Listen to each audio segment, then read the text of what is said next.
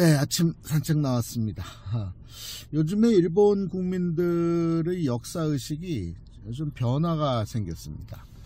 그 변화라는 게 뭐 다른 건 아니고, 그들의 그 뿌리 찾기 운동을 하는 것 같아요. 그러면서 지금까지 있었던 일본 역사에 대해서 좀 더 새롭게 생각을 하는 목소리들이 나오고 있습니다. 아직도 그 우익들을 중심으로 하는 일본 우월주의 뭐 이런 것들은 여전하고, 또 큰 틀에서는 변화는 없어요.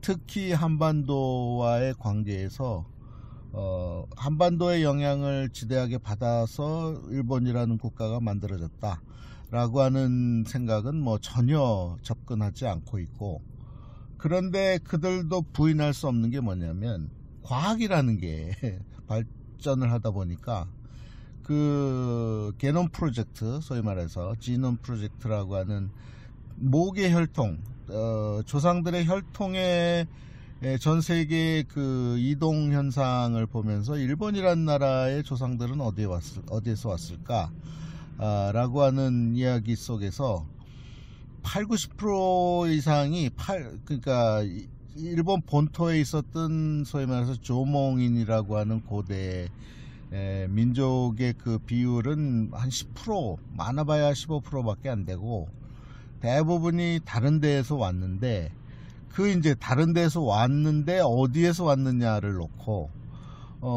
대륙 한반도에서 왔다라고 하는 과학을 부정할 수가 없는 거죠. 그럼에도 불구하고 이제 중간 단계를 택하고 있는 그 선택지가 뭐냐면, 그렇다면 일본인의 조상은 다른 데서 온 거 맞는데 어떤 경로로 왔느냐라는 것을 얘기할 때, 어떤 이들은 저 북쪽 시베리아를 넘어서 캄차카 반도, 그래서 그 밑으로 해서 지금의 그 홋카이도 쪽으로 해서 내려왔다. 조금 더 양보하면 그 밑에 이제 그 반도가 하나 있거든요. 이 위도상으로 봤을 때는 거의 한반도의 최북단에 해당되는 그 지역을 통해서 내려왔다라고 하는 주장도 있고, 또 이제 대륙에서 왔다. 대륙에서 와서 어떤 사람들은 이렇게 얘기해요. 대륙도 이제 서쪽에 이제 인도 드라비다족들이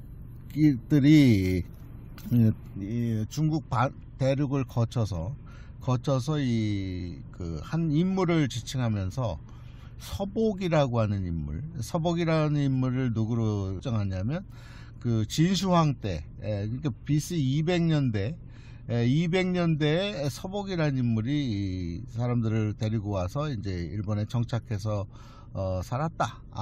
그래서 왕조를 만들었다. 이런 주장도 나오는가 하면, 이제 최악의 경우는 유대인설을 합니다. 유대인들이 그 이스라엘에 있었던 12부족 가운데 잃어버린 10부족들이 동진해서 일본 열도 땅에 와서 살아서 일본인의 조상이 되었다. 많고 많은 선택지가 있는데 가장 가까운 최적의 선택지가 바로 한반도 남부에서 왔다라고 하면 참 얼마나 좋겠어요.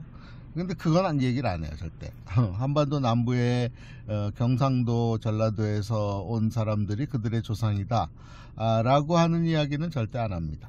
조금 시대가 더 바뀌면 젊은 세대들이 그렇게 얘기하는 사람들이 나오겠죠. 나오게 하려고 제가 진실을 밝혀나가면서 이것을 유튜브에 계속 올려놓고 있습니다. 일본이라고 하는 나라의 시작은 701년부터 시작되었다. 지금 현재 일본국은 701년부터 시작입니다. 그 이전에 일본이라는 나라는 크게 대별하면, 초기에는 가야인들의 세상이었고, 그 다음에는 백제인들의 세상이 통합정부를 만들어서 한반도에서 넘어간, 일본인들은 그걸 도레인이라고 얘기하는데, 한반도에서 자연스럽게 더 나은 환경을 찾아서 넘어간 사람들의 정권이 야마토 정권이었고, 그 야마토 정권이 끝나는 한반도에서는 삼국통일 시대가 시작되는, 다시 말해서 주력이었던 열도에 있었던 우리 조상들의 세력의 주 핵심 권력이었던 백제인들의 세력이 한반도에서 멸망함으로 인해서 일본 열도 땅에서도 급격히 사라지면서 새로운 국가인 일본국이 탄생했다 라고 하는 것이 이제 제 주장입니다. 다시 정리하면 초기 일본은 가야인들이 지배했고, 그 다음에 400년대부터는 백제인들이 지배했고, 통합해서 이제 야마토 정권이 600년대 말까지 이어지는 그 과정이 일본 고대사다. 저는 이렇게 얘기하고 있는 거죠. 일본인들이 이제 한 100여 년 지나가니까, 그러니까 1900년대 초반에 한반도를 이제 노리고 그러면서 이제 한 50년 동안 이 일본 서쪽, 북쪽, 남쪽을 돌아다니면서 이제 대동아 전쟁을 일으키고, 그래서 제2차 대전의 전범국이 되어버렸잖아요. 그 시절이 이제 시작된 시점에서 봤을 때 지금 한 100년 지나니까 이 일본 사람들도 생각이 달라지는 거죠. 역사를 보는 인식이 달라지는데, 그 중에 하나 오늘 이야기하려고 하는 게, 이 일본 역사서 정사라고 하는 고사기하고 일본 서기에서 등장하는 이 아마테라스라고 하는 최고의 신 중심의 생각이 이제 바뀌고 있다는 거예요, 요즘에. 그래서 요즘에 새로 등장하는 아마테라스보다 더 높은 새로운 신이 등장했는데, 밝혀내고 있는데, 그 중에 이제 세오리츠 히메라는 신이 있습니다. 세오리츠 히메. 들어본 이름이에요. 우리는 익숙해요. 세오, 연호랑 세오녀, 연호랑 세오녀. 연호와 세오의 이야기는 포항 호미곶에 가면 들을 수가 있죠. 그 세오가 일본에서 얘기하는 세오리츠 히메인지는 알 수는 없는데, 우연히도 시기적으로 상당히 접근합니다. 그러니까 연호랑 세오녀의 설화는 언제 얘기냐면은 150년대쯤의 이야기로 추정하거든요.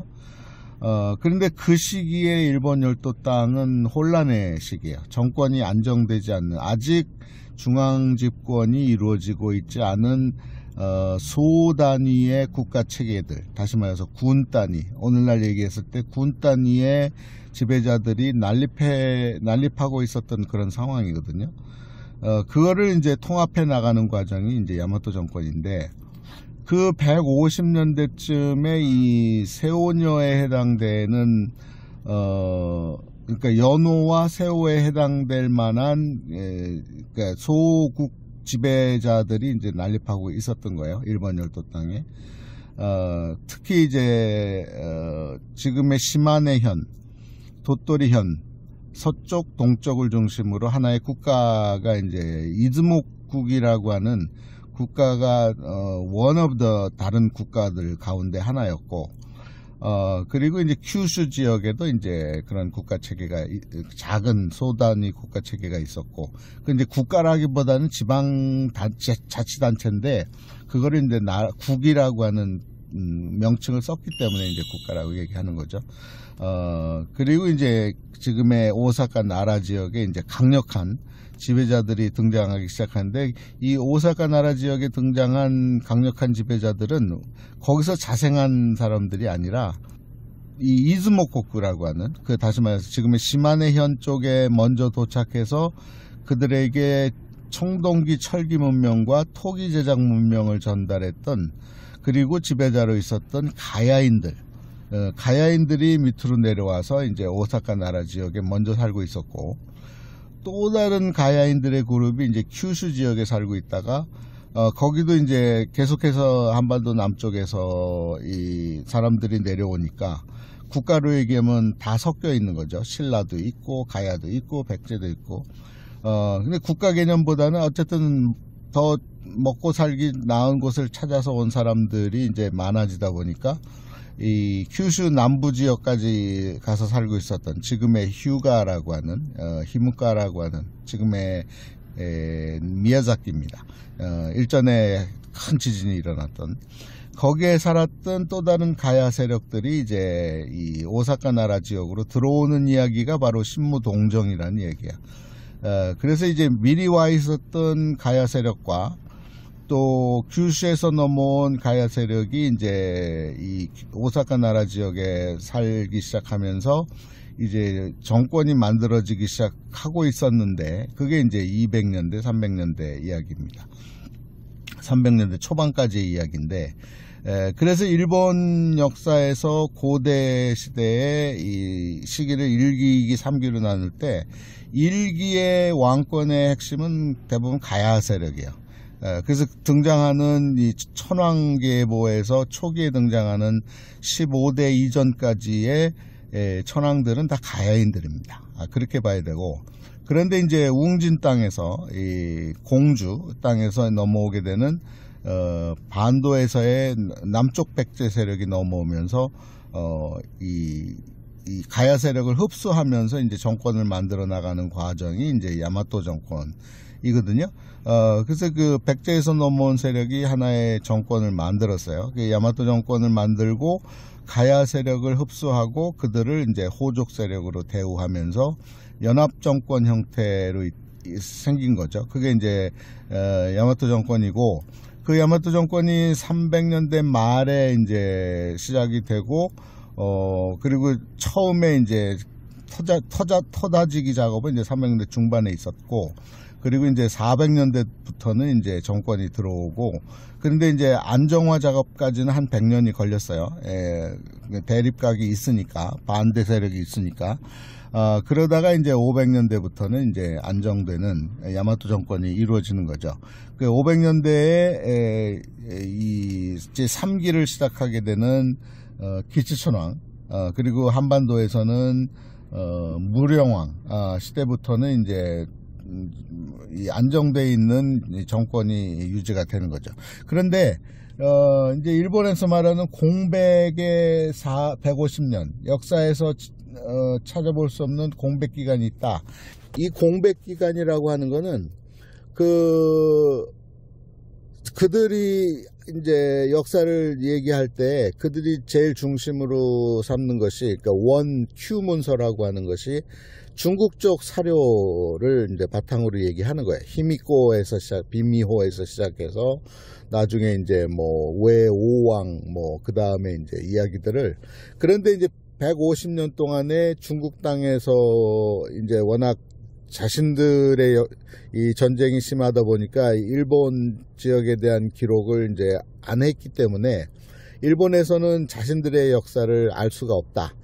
그래서 그것을 공백의 150년이라고 그러는데, 저는 역사적 기록이 없더라도 한반도의 역사와 연결시키면 뭐 공백 기간이 없어요. 그러니까 아주 쉽게 알 수가 있어요. 300년대까지는 가야인들이 지배했던 땅이 일본 열도 땅이고, 그리고 이제 300년대 말부터 시작해서 웅진 땅에서 넘어오는 15대 왕 때부터 시작해서 100여 년간은 백제인들이 이제 정권을 잡으면서 안정화 작업에 들어간 시기고, 그때 등장하는 외오왕들이라고 하는 것은 다 백제인들이에요. 백제인 왕통이에요. 왕권이에요. 그리고 이제 500년대부터 개체천왕에서 개체왕에서 시작하는 그리고 600년대 말까지 이어지는 그 천무천왕, 그리고 그의 부인인 지통에 이르는 이 시기까지는 이제 야마토 정권이 이제 국가로서의 체계를 잡아가는 그런 시기인 거죠. 제 3기는. 그러니까 어려울 게 하나도 없어요. 그런데 이제 요즘에 이제 일본인들이 자신들의 역사를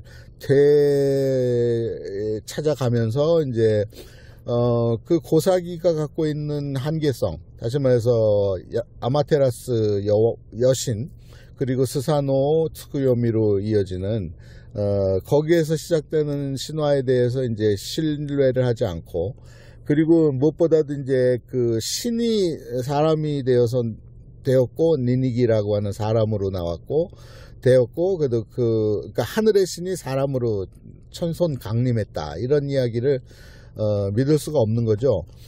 그러면서 이제 다시 역사를 찾아가면서 알고 봤더니 니니기뿐만 아니라 니니기의 형제인 니기하야히라는 인물이 있었다라는 것을 알아낸 거예요.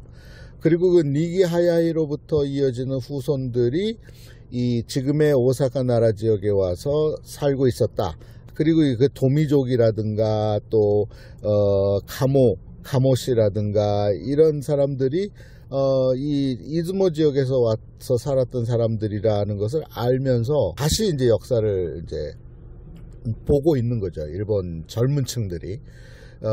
그 이참에 지금 제가 얘기하는 한반도에서 넘어간 우리 선조들이 초기의 가야 세력과 그 다음에 백제 세력이 일본 여도를 지배한 인물들이었다라는 것을 일본인들에게 심어줄 필요가 있습니다. 역사를 제대로 알게 할 필요가 있다는 거죠. 그래서 제가 계속해서 유튜브에 이런 이야기를 남기고 있고 새로운 것들이 찾아질 때마다 남기고 있는 겁니다. 그러니까 제가 지금 유튜브에 올리고 있는 이야기들은 당연히 이제 한반도에 살고 있는 우리 한국인들이 알고 있어야 될 얘기이지만 그것보다 더 먼저 일본인들에게 자신들의 조상의 뿌리가 어떻게 형성이 되었는가를 알려주기 위해서 하는 작업이다, 이렇게 보시면 되겠습니다. 그게 우리가 역사를 볼 때 전 세계를 보는 가운데 한반도, 전 세계를 보는 가운데 일본 열도 땅을 볼 수 있는 기회가 되시기를 소망하면서 오늘 마침 날씨가 좋아서 오늘은 좀 한참 운동하고 들어가도록 하겠습니다. 오늘 여기까지.